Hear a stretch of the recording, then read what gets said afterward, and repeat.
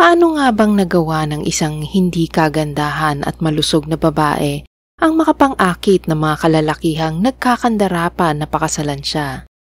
Bago tayo magsimula ay huwag kalimutang mag-like at pindutin ang subscribe button at notification bell para maging updated kayo sa bago nating Tagalog True Crime Stories.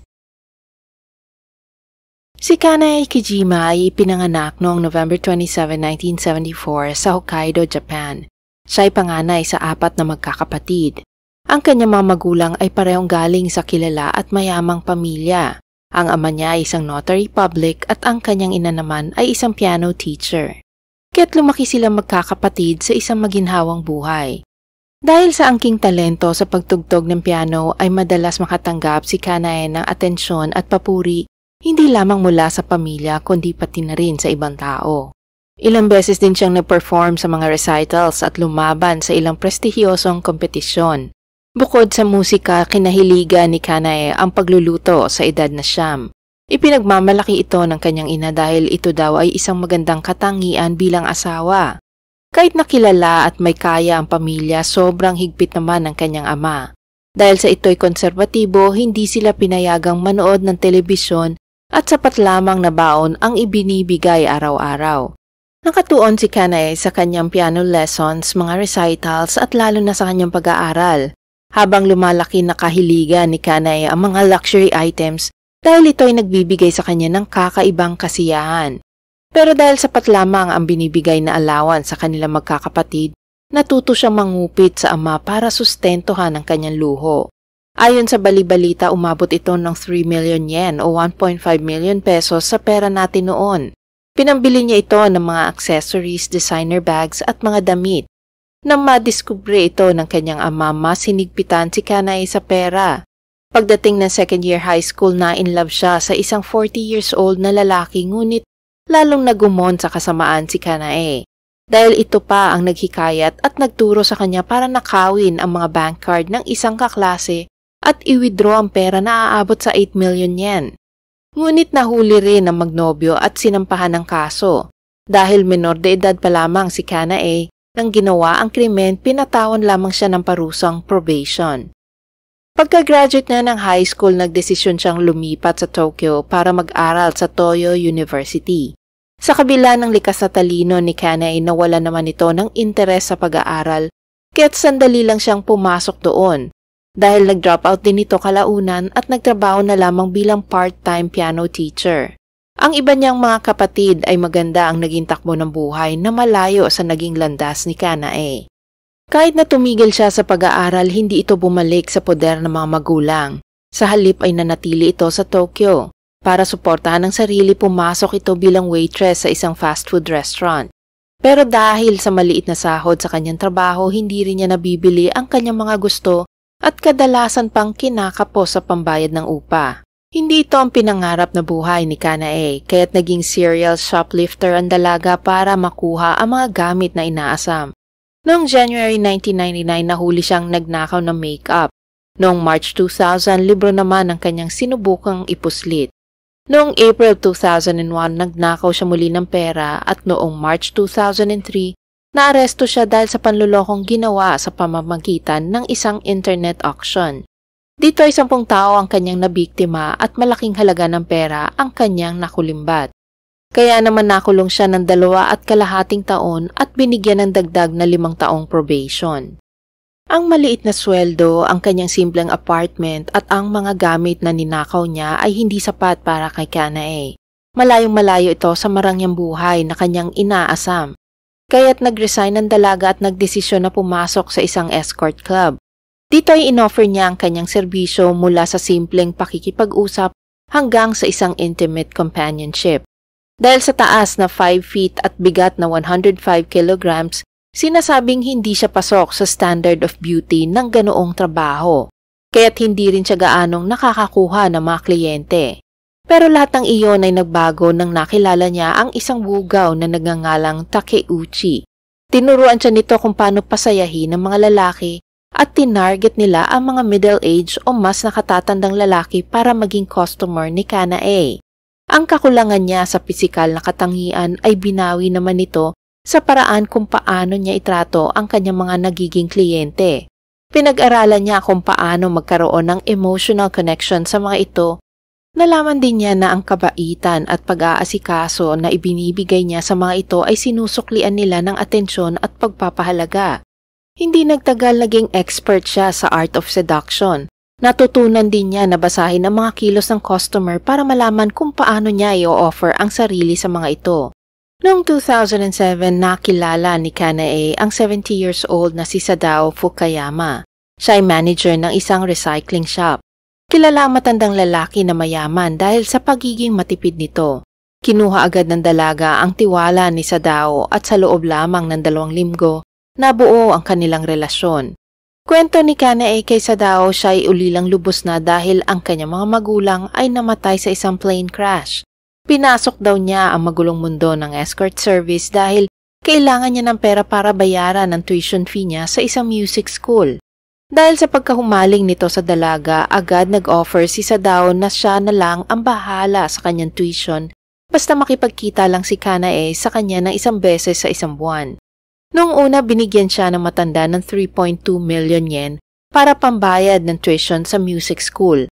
Kalaunan dahil sa tiwala o sa galing ni Kanae, ibinigay na ni Sadao ang kanyang ATM card at inubos ng dalaga ang laman nito na aabot sa 74 million yen o 37 million pesos sa pera natin noon. Mula noon, hindi na nagpakita si Kanae sa matanda kaya't dito napagtanto ni Sadao na naloko siya. Kaya't sinubukan niyang magsampa ng kaso labang kay Kanae para bawiin ng perang binigay niya. Ngunit wala siyang sapat na ebidensya kaya't di ito natuloy. Noong August 6, 2007, natagpo ang patay si Sadao na hubot-hubad sa banyo. Hindi natukoy ang sanhi ng kanyang pagkamatay kaya't idiniklara na lamang itong isang domestic accident.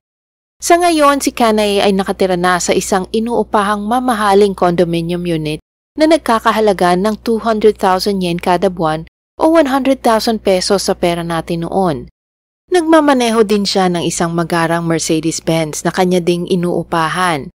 Nakita ni Kanae ang potensyal sa paggamit ng online dating sites kaya't gumawa siya ng account dito at sa profile niya ay nakasaad na siya ay isang babaeng naghahanap ng isang seryosong relationship para bumuo ng pamilya. Hindi niya ibinigay ang tunay na pangalan. Gumamit siya ng alias na Sakura Yoshikawa. Habang pumipili siya ng susunod na mabibiktima ay nakita niya ang profile ng 53 years old na si Takao Terada. Si Takao ay isang system engineer sa Tokyo. Umikot ang kanyang mundo sa trabaho, mga magulang at kapatid. Dahil sa gusto niyang ayusin ang kanyang social life ay sumali siya sa online dating site noong February 2008. Nagbabaka sakaling may makilalang pwede niyang makadate. Kaya't natuwa siya nang makatanggap siya ng invitation sa chat galing kay Kanae. Sa kanilang pag-uusap sinabi ni Kanae na gusto na niyang mag-asawa ngunit nahihiya siya dahil meron pa siyang binabayaran na student loan. Nagpakilala rin siya kay Takao bilang isang nurse at caregiver ng mga matatanda. Kahit na meron ng relasyon si Kanae kay Takao ay hindi pa rin tumigil ang dalaga na makipag-usap sa iba pang lalaki. Nakilala niya ang 80 years old na si Kenzo Ando na nakatira sa Chiba Prefecture. Nagpadala si Kanae ng isang edited na larawan niya na hinangaan naman ng matanda. Kaya't kinuha siya nito bilang caregiver at cook. Bukod sa pagluluto ng mga masasarap na pagkain, ginagawa din ni Kanae ang lahat ng hiling ng matanda. Pagkaraan ng 1 buwan, nahulog na ang loob ng matanda kay Kanae, kaya't binigyan niya ito ng susi ng bahay. Dito na nagsimulang magbanggit ang dalaga ng kanyang problema sa pera. Hindi man kalakihan ang ipon at sweldo ni Kenzo, galing naman ang lalaki sa kilalang pamilya dahil ang ama niya ay isang tanyag na pintor at marami itong mamahaling paintings na iniwan sa anak. Ngunit dahil sa katandaan, si Kenzo ay nagkasakit at naospital. Hindi pinalampas ni Kanae ang pagkakataong ito. Pumunta siya agad sa bahay ng matanda at ninakaw ang mga mamahaling paintings ng ama ni Kenzo para ibenta sa mas mababang halaga. Ang isa namang kasintahan ni Kanae na si Takao ay nagpahiram sa dalaga ng malaking halaga para mabayaran na ang kanyang student loans. Kaya't sa mga panahong ito, masayang pinaplano ni Takao ang kasal nila ni Kanae. Ngunit noong January 30, 2009, nakita siyang patay sa kanyang bahay nang puntahan ng mga pulis na tinawagan ng supervisor ni Takao na nag-aalala dahil hindi na ito pumapasok sa trabaho at hindi din nila matawagan. Unang tiningnan ng mga otoridad ang call history ni Takao. Dito nila nakita na 3 tao lamang ang nasa contact list nito, ang kanyang ina, kapatid at si Sakura o mas kilala nating si Kanae. Nang questionin ng mga pulis si Kanae, ibinahagi niya na si Takao ay emotionally unstable dahil tinanggihan niya ang marriage proposal nito. Dahil walang sign ng violence at forced entry sa bahay ng biktima, ay tinanggap nila ang paliwanag ng dalaga na maaaring nagpakamatay ang biktima.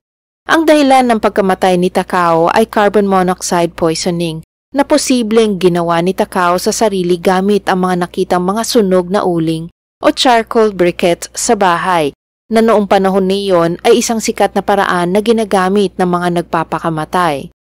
Si Kenzo naman ay pinayagan na ng mga doktor na makauwi matapos matiyak na siya ay nasa maayos na kondisyon. Ngunit isang sunog ang agad na nireport sa mga otoridad noong gabi ng May 15, 2009. Namatay sa sunog ang matandang si Kenzo dahil sa usok na nalanghap. Sa pagsisiyasat na laman na ang pinanggalingan ng sunog ay ang naiwang electric stove kaya't idiniklara itong bilang accidental fire. Ang mga sunod-sunod na trahedya ay isinangtabi lang ni Kanae. Naghanap muli siya ng lalaking mahihingan niya ng pera para matustusan ang kanyang maluhong pamumuhay. Isang message ang natanggap ng dalaga noong July galing sa isang 41 years old na binatang nagngangalang Yoshiyuki Oide na taga Chiyoda. Ang ikinabubuhay ng binata ay nanggaling sa pagpaparenta nito ng kanilang mga properties. 2 araw pagkatapos nila magkita, mas naging seryoso ang kanilang relasyon dahil agad na inanunsyo ang planong pagpapakasal. Isa sa mga naging kasunduan ng magnobyo ay ang magde-deposit ang binata ng 5 million yen sa personal account ni Kanae para mabayaran muna nito ang kanyang graduate school tuition fee bago sila ikasal. Noong August 5, 2009, bumiyahe ang magnobyo papunta sa Fujimi kung saan naninirahan ang ina ni Yoshiyuki. Plano nilang magbakasyon muna doon ng 3 araw. Ngunit natagpo ang walang buhay si Yoshiyuki sa loob ng kanyang nirentahang sasakyan. Agad naman na naghinala ang mga pulis na ito ay posibleng pinatay dahil hindi nila matagpuan ang susi ng sasakyan. Sa otopsiya nalaman na ang dahilan ng pagkamatay nito ay carbon monoxide poisoning, kaya't sinuri ng mga otoridad ang CCTV sa naturang parking lot. Doon nila nakita ang isang babae na naglalakad palayo sa crime scene. Dahil limitado ang anggulo ng nakuhang footage, hindi nila agad makilala ang babae. Kinumpiska rin ng mga otoridad ang computer ng lalaki kung saan nila nakita ang pag-uusap ng biktima at ni Kanae.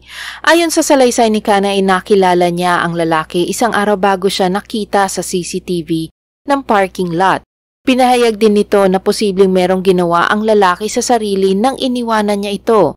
Ngunit hindi sila naniwala dito dahil sa taliwas ito sa mga ebidensyang nakolekta ng mga pulis. Kaya't mas binusisi nila ang kanilang investigasyon para mapatunayan na nagsisinungaling si Kanae. Habang abala mga pulis sa kanilang investigasyon, patuloy naman si Kanae sa kanyang panloloko. May bagong nakilala na naman si Kanae online. Sabi ng dalaga, siya ay isang American student na nag-aaral ng culinary arts sa Japan. Nahulog ng hustong loob ng 40 years old na lalaki lalo na nung sinabi ni Kanae na handa niyang isakripisyo ang lahat makasama lang ito. Binigyan siya nito ng 4.5 million yen para sa kanyang school tuition at sila'y nag-live-in sa Chiba.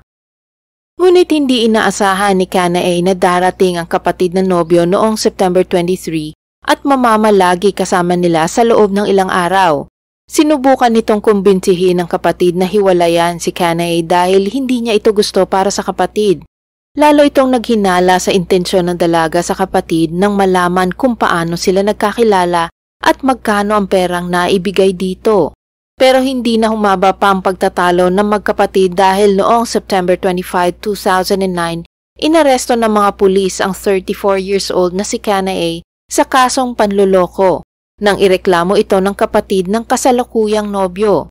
Nang halughugin nila ang mga gamit ni Kanae na diskubre nila ang iba't ibang gamot ng pampakalma at pampatulog.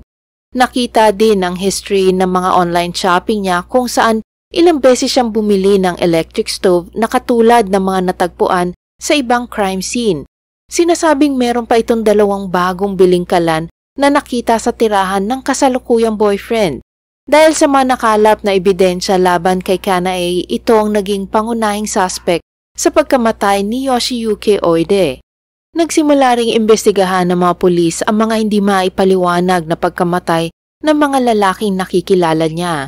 Muling sinampahan ng dagdag na kasong panluloko ang dalaga noong January 2010 habang patuloy pa rin na kumakalap ng ebidensya laban dito. Formal na kinasuhan ng murder si Kanae Kijima noong February 22, 2010 sa pagkamatay ng 53 years old na si Takao Terada noong January 30, 2009.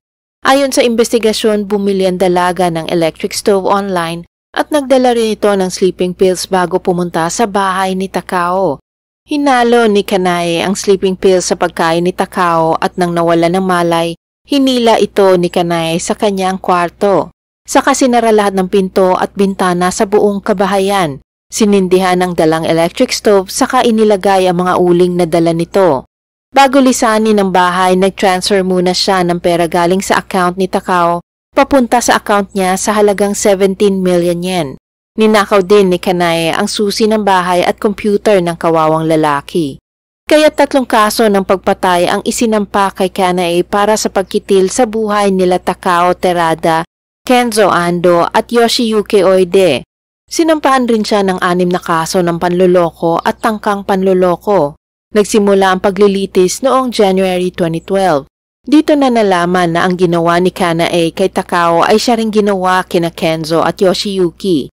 Pinakain muna sila na may halong pampatulog at saka ikukulong sa kwarto o sa kotse. Magsisindi ng stove na may nakasalang na uling at iiwanan. Ngunit may nagawang pagkakamali si Kanae sa pagpatay niya kay Yoshiyuki. Nalimutan niyang iwan ang susi ng kotse kaya't dito na naghinala ang pulisya. Kahit na malinaw na siya ang pumatay ay naghain pa rin si Kanae ng not guilty plea dahil pinipilit niyang namatay ang mga ito dahil sa aksidente o sadyang nagpakamatay ang mga biktima. Ngunit ayon sa prosekusyon, tina-target ni Kanae ang mga single at malungkot na mga lalaki na mayroong magandang trabaho o negosyo. Alam din niya ang katangian at pangangailangan ng mga ito. Inaangkop din ni Kanae ang bawat sitwasyon at iniiba ang kanyang background depende sa pagkatao ng kanyang biktima. Nagpapanggap ito bilang babaeng naghahanap ng true love o kaya bilang nurse, talented pianist at pet store owner na mahilig magluto.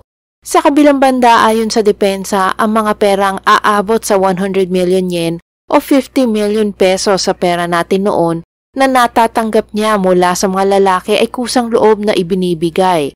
Wala ring matibay na ebidensya laban sa dalaga kaya't dapat ito mapawalang sala. Noong April 12, 2012 matapos ang 100 araw na paglilitis, napatunayang nagkasala sa pagpatay si Kanae at siya ay binigyan ng parusang kamatayan. Naghain ng apela ang kampo ng dalaga noong araw ding iyon. Ngunit ibinasura ito ng Tokyo High Court noong March 12, 2014. Ngunit hindi sumuko ang kampo ni Kanae. Muli silang umapela sa Supreme Court. Tininig muli ng hukom ang depensa na nagsabing aksidente o nagpakamatay lamang ang mga lalaki. Ngunit wala silang naipakitang ebidensya na nagsasabing ito nga ang tunay na nangyari. Kaya't noong May 9, 2017 muling ibinasura ang apela ni Kanae. Habang nakakulong nagawa pang magpakasal ni Kanae ng 2 beses. Ang pinakahuli ay noong 2016 kung saan pinalitan niya ang kanyang apelyido sa Doi.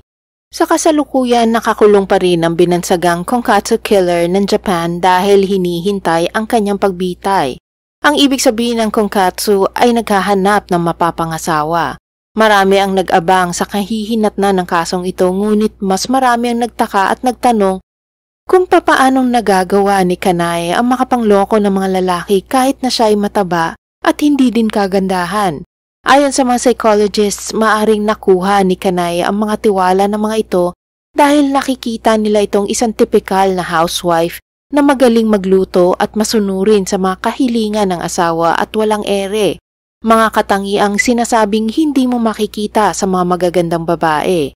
Sayang si Kanay dahil ginamit niya ang kanyang katalinuhan at talento upang makapangloko ng tao para lang makuha ang mga tinatamasang luho. Salamat sa pakikinig sa mga kwentong aking ibinahagi. Sana ito'y inyong nagustuhan at may bagong natutunan. Bago ko tapusin ang video, shoutout po Miss Rosa Aloro, Miss Maring Richard, Miss Nora Acosta, Miss Bilog Maldita, and Miss Frances Gonzalez. God bless po sa inyo at laging alagaan ang sarili. Para sa mga bago kong manonood at hindi pa nakasubscribe, huwag kalimutang i-like ang video at pindutin ang subscribe button para matunghayan nyo ang mga true-to-life crime stories dito.